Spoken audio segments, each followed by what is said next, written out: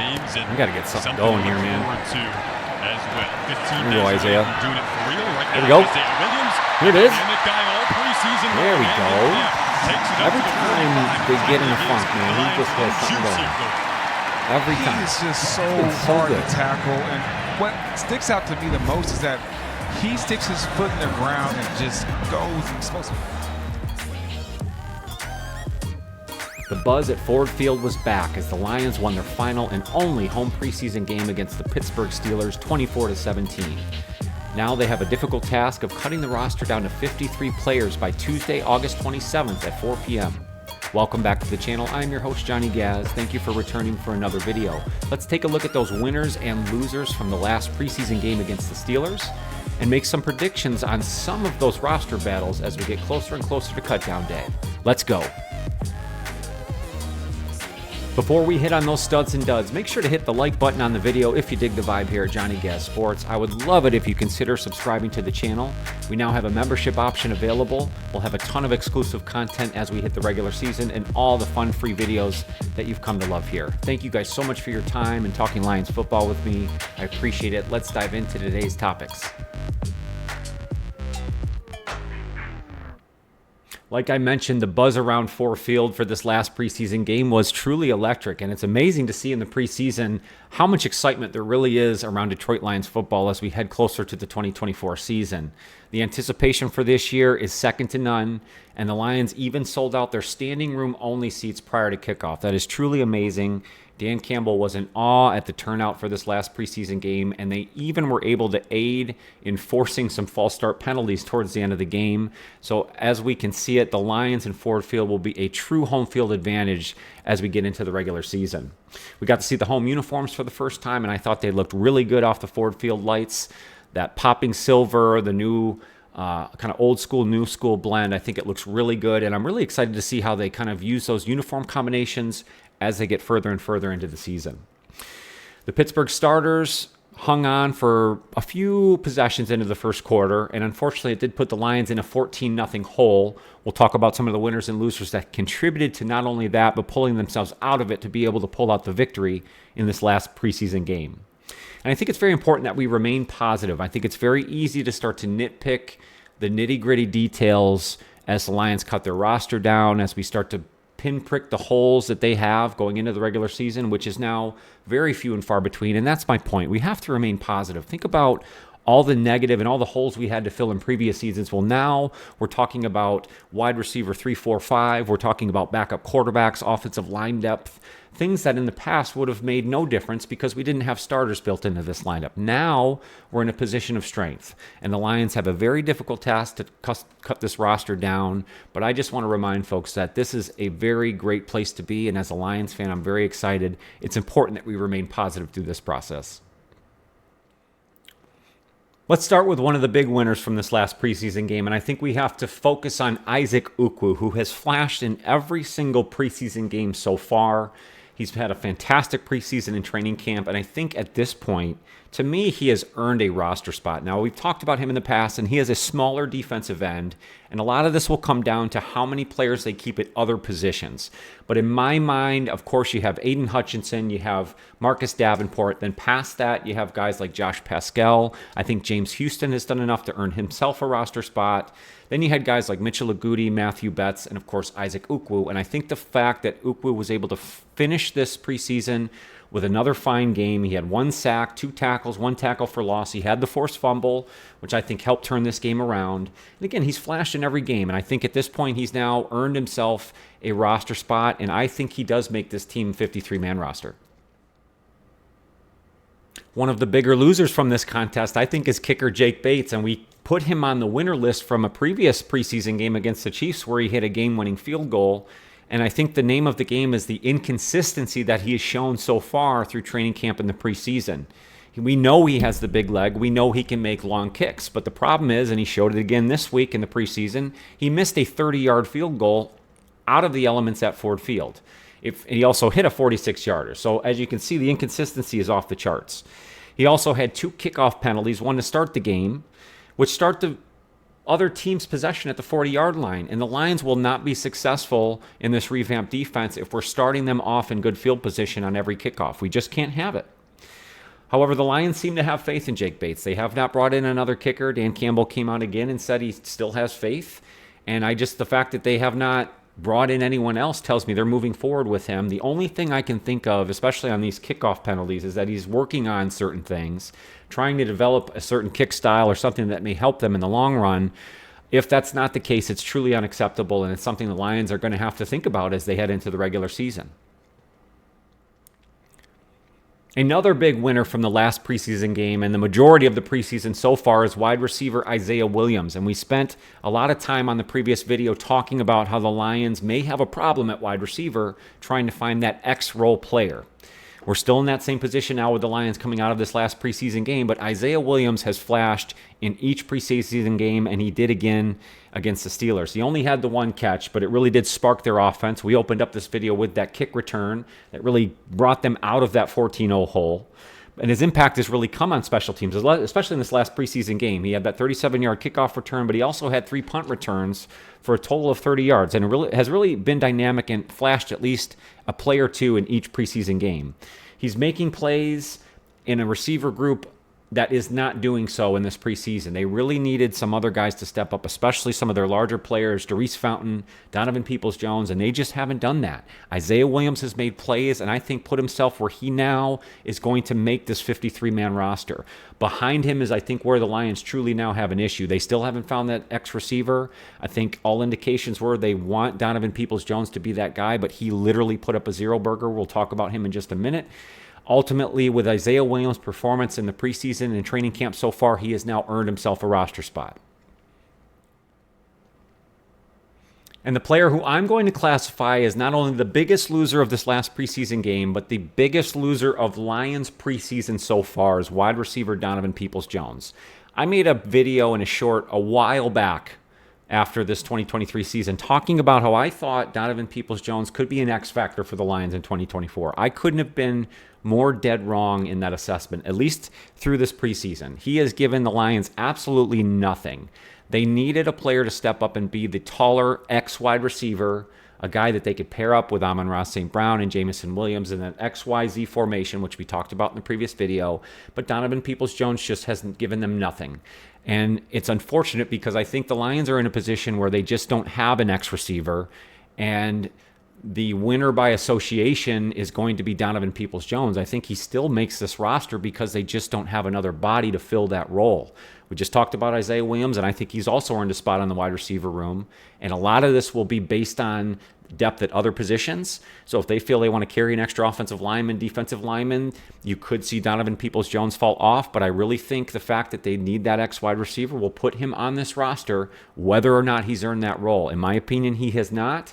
If it was up to me, he would not be on this team, but I think they may be in a position where they have nobody else. So maybe he gets on the roster. Maybe they still look for someone on the outside of the organization to replace him eventually, and I think that might be the plan. But for now, I have him as my biggest loser, at least of this last preseason game. And one of my final true winners from this last preseason game against the Steelers is running back Jermar Jefferson. And unfortunately, I think this is a guy that's already in a position where he wasn't going to make the roster. So the Lions, I think, did him a favor in giving him as much opportunity as possible, not only to hopefully prove himself, but ultimately to put tape down for other teams to take a look at. And he put up 2 scores. He was really the Lions' leading rusher outside of quarterback Hendon Hooker. He had 9 carries for 29 yards, the 2 scores, and hasn't really been able to break through since being drafted in the historic 2021 draft. I think he was their last 6th or 7th round draft pick there, and just really hasn't broken through. You know, one, because of the other guys ahead of him on the depth chart in many of those seasons, and I think he's going to fall victim to that again. So as much as he was a winner in this last preseason game, I unfortunately say he will not make this roster. You have guys like David Montgomery, Jahmyr Gibbs, Craig Reynolds, Sione Vaki that will make this roster ahead of him and put him behind the 8 ball. So he had a great, fantastic last showing here for the Lions. We wish him the best of luck. Maybe he ends up on the practice squad. Maybe another team finds him too good to pass up. So we'll see, but he was certainly a winner of this last preseason game. My last official loser from the Lions' last preseason game against the Steelers has to be the reserve offensive lineman. Now, let's preface this with the fact that the Steelers did have their starters play the first portion of the first quarter, and that's really what put them behind the 8 ball. But the Lions' offensive line looked really terrible, especially in that first quarter. Overall, both Giovanni Manu and Duke Clemens looked every part of the rookie or young players that they are. Manu, again, struggling with the false starts. Now, he wasn't terrible throughout the whole game, and certainly just because I have him on the photo here does not mean it's him specifically. I think it was the entirety of the offensive reserve line there. They just could not protect Hendon Hooker in that first quarter. Now, they started to build on that a little bit, but overall, it was very shaky. I think we know the Lions have one of, if not the best offensive line in all of football. Those starting 5, probably the best there is. And Lions fans are truly spoiled because of that. The problem is, I think behind them is where the depth pieces could come into play if there's an injury, and you hope to see more out of some of these young guys. Duke Clemens, I thought, looked not very good throughout this game. He was beat on several plays, was beat for a sack. We talked about Manu, and overall, they only had 7 yards on 3 first-quarter possessions and dug themselves a 14-0 hole, which they had to dig out of. So hopefully, as some of these young guys start to see more time, working with the starting 5 that they have over the course of a season, they'll start to build on that. But I think ultimately they were one of the losers of this last preseason game.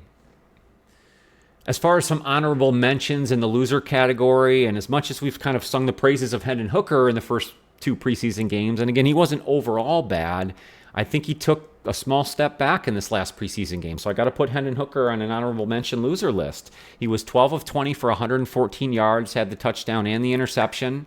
And we won't talk about who made that interception, but he also had 10 carries for 93 yards. So again, he shows the dynamic playmaker that he can be, but I thought he relied on his legs way too often early on in this game. Now, again, some of that is the offensive line not being great. Some of it is the Steelers starting players playing a little bit more in that first quarter. So that plays a big part in it, but I just thought overall he was too reliant on his legs, didn't read through his progressions, took the sacks, could have gotten rid of the ball in a couple of those situations, and I thought was tentative rather than confident looking as he was in the other 2 preseason games. So unfortunately, I do have him on my list. The other honorable mention, I think, is tight end James Mitchell. I think, he wasn't given a lot of opportunity this preseason. The one ball was thrown his way, was a drop, and a bad-looking one on that part. And I think the other pieces that they have in the tight end room will ultimately keep him off of this 53-man roster. On the other side, honorable mentions for the winners, I had listed James Houston. We talked about Isaac Ukwu being a big winner to this last preseason game. Well, I thought James Houston was very good as well. He had 3 tackles and a sack, and I think that then solidifies his position on the 53-man roster, which I think the Lions really wanted when all said and done. He really, from this point forward, I think the Lions hope to get a lot more out of him. They're going to turn him more into a pure pass rusher rather than in that Sam linebacker role. So it'll be interesting to see how he's deployed as we get into this regular season. A few more other honorable mentions. I thought Ty Summers, the linebacker, not only did he have the stats to hold up, he had 8 tackles, led the team, 1.5 sacks, but he's also got a great look. I love the linebacker collar, number 25 on a linebacker, I think looks really good. And he's only been with the Lions for a short time in this preseason, so I thought he's acclimated very well. I thought Maurice Alexander, the wide receiver, has recovered well from a couple tough preseason games. He actually led them in receiving there with 60 yards on 4 receptions, which I thought was really nice. But unfortunately, another guy where I think he probably doesn't make the 53-man roster, might be a practice squad guy. And then Jake Fromm, the emergency quarterback who they had just brought in. I don't think many people expected much out of him in this last preseason game. I thought he performed very well. 6 of 8 for 89 yards. What does it mean in the end? I'm not exactly sure. I think the Lions are even surprised with that performance. Nate Sudfeld did not play in this last preseason game, which I think tells you who their true backup is, and we know what Hendon Hooker did in this game. Does that put Jake Fromm in a position where maybe they keep him on the practice squad? Maybe if they don't have as much faith in Hendon Hooker as we thought, does Jake Fromm become that emergency quarterback? I think there's a lot of questions, but I don't think in the end, it supersedes their number 2 and number 3 quarterbacks. I think Nate Sudfeld's number 2, and I think Hendon Hooker's number 3. But those are my honorable mentions from this last preseason game. So just a very brief overview on what my roster predictions will be as we get closer to Tuesday in this 53-man roster cut down. We just talked about the quarterbacks. I think you have Jared Goff, of course, Nate Sudfeld as your solidified number 2, and then Hendon Hooker as your project number 3, who they'll continue to hopefully get time with throughout the rest of the offseason here, and then, of course, into the regular season, and see what they can get out of him. On the running back side, we know the best duo in the league, Monty and Jameer, and they will then be backed up by Craig Reynolds, and I think Sione Vaki, of course, finds himself there. That then leaves out a guy like Jamar Jefferson, Zonovan Knight, Jake Funk. Unfortunately, those three guys do not make the roster. Wide receivers is where it gets really interesting. We know we have Amon-Ra St. Brown, Jamison Williams, and then behind them, Khalif Raymond, and I think Isaiah Williams. Now, by default, and again, this will depend on if they keep more guys in other positions, I think Donovan Peoples-Jones also makes this roster just because they need a bigger body wide receiver, someone who they can trust, at least up to this point, unless they go outside and look for somebody cut by another organization. Tight ends, we know we have Sam Laporta, Brock Wright, they have a lot of faith in. And then behind him, I think Parker Hesse shown his versatility not only as a tight end, but a blocker and a fullback in certain occasions. And then I think Shane Zylstra has shown that he has more versatility than guys like James Mitchell or Sean McKeon, who they had brought in as well. So I think they keep 4 tight ends in that case. Offensive tackle, of course, Taylor Decker, Penei Sewell. You also have Dan Skipper. And then behind them, you have Colby Sorsdahl and Giovanni Manu. In the interior of the offensive line, we know we have center, jack of all trades, Frank Ragnow, Kevin Zeitler on one side, Graham Glasgow, and then Coyote Owasika, which I think then leaves off guys like Michael Neese, Brian Hudson, Duke Clements, Jake Burton. A guy like Kingsley Ekwagon, I think, could find himself onto the roster. They have a lot of faith in him. He's had time with the first. And again, it just depends on how many offensive linemen they ultimately end up keeping, either 4 or 5. On the defensive end side, again, we really hit on that today with our winners and losers. You have Aiden Hutchinson, the big boy, Marcus Davenport, Josh Pascal. I think James Houston has earned himself a roster spot. And I also believe Isaac Ukwu could also maybe have earned himself a roster spot based on his performance in the preseason. But again, it will depend on how many guys they keep on that interior line and at this defensive end position, as well as defensive tackle, where again, we have Ali McNeil, DJ Reader. We know Levi Onwuzurike has worked himself into the rotation. Now, past that is where it gets interesting. How many defensive tackles do they really think they need to keep? Kyle Pecco, Broderick Martin, Makai Wingo. All 3 of those guys, I think, are candidates to make this roster. All 3 of them could make the roster, depending on how many they want to keep. That leaves Chris Smith, guys like Pat O'Connor, off the roster. So again, I think there's a little bit of juggling there on the defensive line that they could do depending on who they feel has earned the spot. At linebacker, of course, their captain, Alex Anzalone. You have Jack Campbell and Derek Barnes behind him. Malcolm Rodriguez, Jalen Reeves-Maven, of course, is your jack-of-all-trades, special teams guys. And then behind him is where it gets interesting. Do they keep Ben Neiman, who we know they've had faith in? Did Ty Summers do enough to earn him that last linebacker spot? I think guys like Abraham Beauplan, the new free agent they brought in, Joel Awabunye, again, I might be butchering that. I think they then don't make this roster. And again, it's really between Neiman and Summers. And in that case, to me, if I'm guessing, I would go with Ty Summers based on his previous preseason performances. At cornerback, Carlton Davis, Terrion Arnold, Amik Robertson, Enos Rakestraw, Khalil Dorsey, as well as Kindle Vildor, I think all make this team. I think those are the cornerbacks they have the true faith in. That leaves Stephen Gilmore, Essang Bassi, and Javelin Guidry, who was on the team who didn't see a lot of time, guys who are then cut. At safety, it gets very interesting again. I think we know we have Brian Branch, Kirby Joseph, Ife Melifonwu, which right now we're kind of juggling where his injury's at, and then Brandon Joseph, I think, is your last guy in that rotation, which would then leave off guys like C.J. Moore, which we know the Lions really like, Lawrence Strickland, and Chellen Garnes. Now, C.J. Moore is the one I have a tough time saying he will be cut because he gives the Lions a lot on special teams. So again, it comes down to how many safeties they want to keep, how many corners they want to keep, and then can they get rid of one of the guys that we've mentioned, let's say on the defensive line, D-tackle. You know, that's where this kind of last 4 or 5 spots are really up in the air. To me, Brandon Joseph has earned his spot there and should be one of the safeties. Of course, we know we have the kicker, Jack Fox, who's doing big things. Jake Bates, who is the Lions kicker, whether you like it or not, and all his inconsistencies, he's the guy. And I think Hogan Hatton is the guy that ultimately wins the long snapper position because he gives them just a little bit more versatility than Scott Daly did in previous seasons. So that pretty much covers our roster. We'll get back into it after Tuesday, August 27th, and they finally make this cut down at 4 p.m. that day. We'll take a look at the final roster, maybe give a state of the Lions as we head towards the regular season matchup against the Rams. I'm so excited for it. I cannot wait. Thank you guys for coming along for another video. If you dug what we did here today, make sure to hit that like button. It's the best free way to help out the channel. We're going for 100 likes on today's video. If you hit the subscription button and notify bell, best way to make sure you don't miss any future videos coming up here on the channel. More than anything else, I want to make sure you take care of yourself and your mental health. That's so important, and I want to make sure you come back and see me on future videos. Thank you guys so much for your time. Have a fantastic day.